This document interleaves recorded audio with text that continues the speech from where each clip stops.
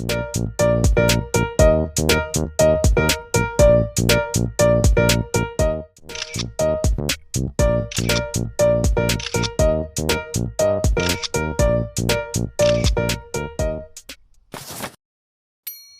linguistik, tipologi bahasa adalah studi tentang perbandingan bahasa-bahasa di dunia untuk mengidentifikasi kesamaan dan perbedaan struktural mereka. Dalam konteks ini, kategori dasar untuk tipologis merujuk pada cara-cara bahasa dapat dikelompokkan atau dikategorikan berdasarkan ciri-ciri atau karakteristik struktural mereka. Tipologi linguistik membahas berbagai dimensi, seperti sintaksis, morfologi, fonologi, dan semantik, untuk memahami perbedaan dan persamaan antara bahasa-bahasa yang ada di dunia.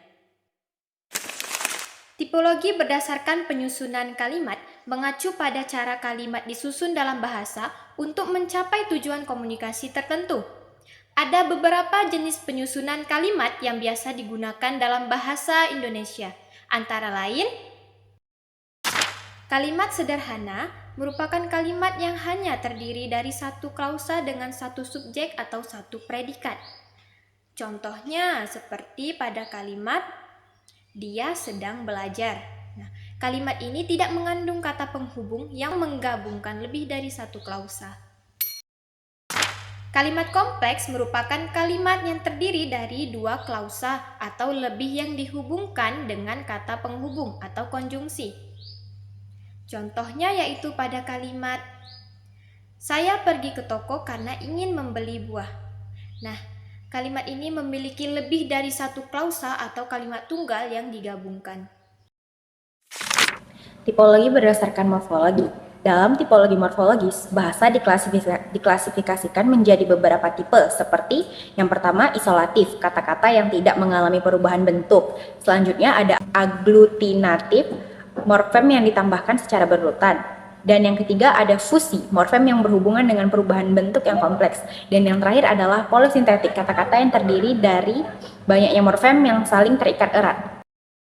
Tipologi berdasarkan fonologi. Tipologi fonologis mengkaji struktur bunyi dan pola fonem dalam bahasa. Ini termasuk analisis fitur distintif dan proses perubahan bunyi, seperti metatesis dan reduplikasi. Di sini saya akan menjelaskan bagian tipologi berdasarkan tense, aspek, dan mood, atau juga disebut term tipologi. Adalah pengelompokan bahasa berdasarkan bagaimana sistem gramatikal mereka mengenangani dimensi waktu atau tense, durasi dan penyelesaian tindakan atau aspek, serta sikap pembicara terhadap tindakan atau peristiwa, atau juga mood. Berikut ada beberapa penjelasan rinci dan klasifikasinya. Yang pertama, tipologi berdasarkan tense atau waktu dibagi menjadi 3 poin, yaitu poin yang pertama, bahasa dengan tense gramatikal. Bahasa ini memiliki morfologi atau kata kerja yang berubah untuk menunjukkan waktu. Poin yang kedua yaitu bahasa tanpa tense gramatikal. Bahasa ini tidak memiliki perubahan bentuk kata kerja untuk menunjukkan waktu. Dinyatakan melalui keterangan waktu atau konteks. Dan poin yang ketiga yaitu bahasa dengan tense relatif. Bahasa ini menggunakan waktu secara relatif terhadap acuan tertentu, bukan hanya terhadap saat berbicara. Yang kedua yaitu tipologi berdasarkan aspek. Terdapat 3 poin. Poin yang pertama yaitu bahasa dengan sistem aspek perfektif atau imperfektif. Bahasa ini membedakan antara tindakan yang selesai atau perfektif dan yang sedang berlangsung atau berulang. Poin yang kedua, bahasa dengan sistem aspek progresif. Bahasa ini menandai tindakan yang sedang berlangsung. Dan poin yang ketiga yaitu bahasa tanpa penanda gramatikal aspek. Bahasa ini diklasifikasikan berdasarkan bagaimana mereka menandai waktu peristiwa. Dan yang ketiga, tipologi berdasarkan mood atau modus terdapat beberapa poin.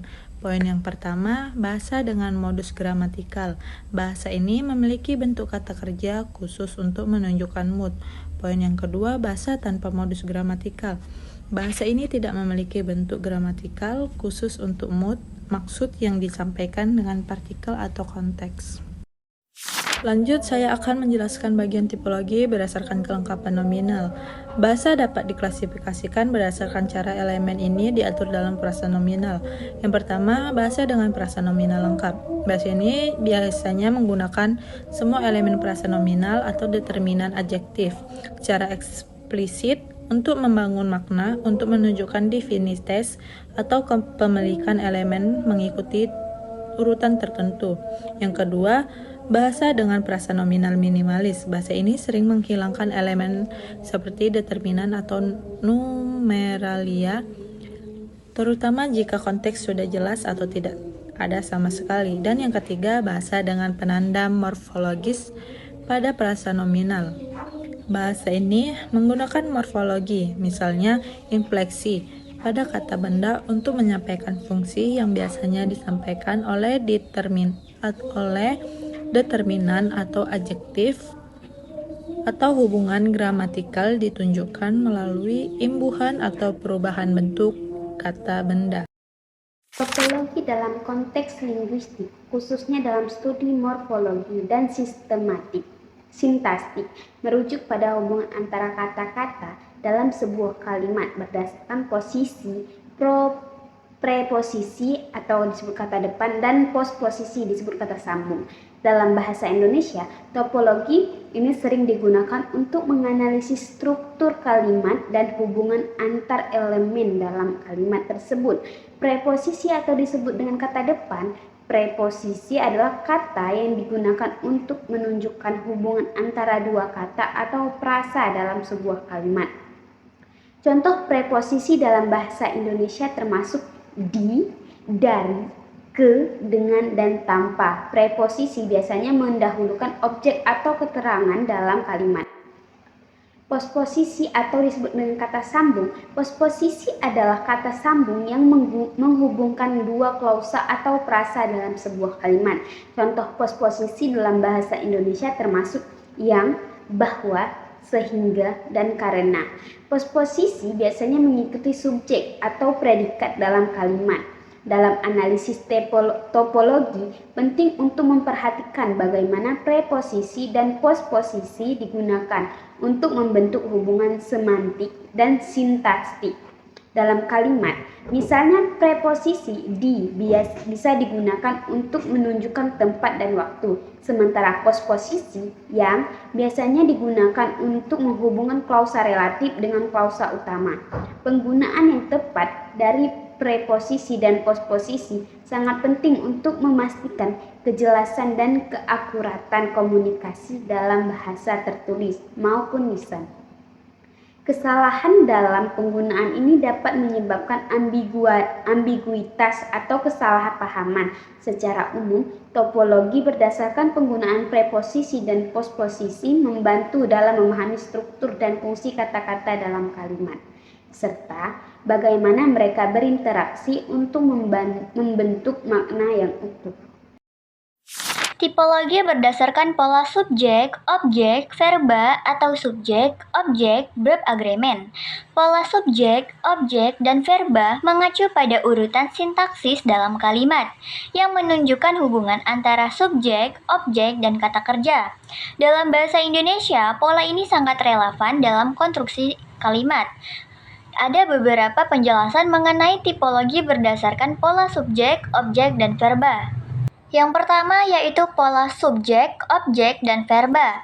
Subjek ditempatkan di awal kalimat diikuti oleh objek dan kemudian verba. Contohnya ibu membeli buku. Ibu sebagai subjek, membeli sebagai verba atau kata kerja, dan buku menjadi objek.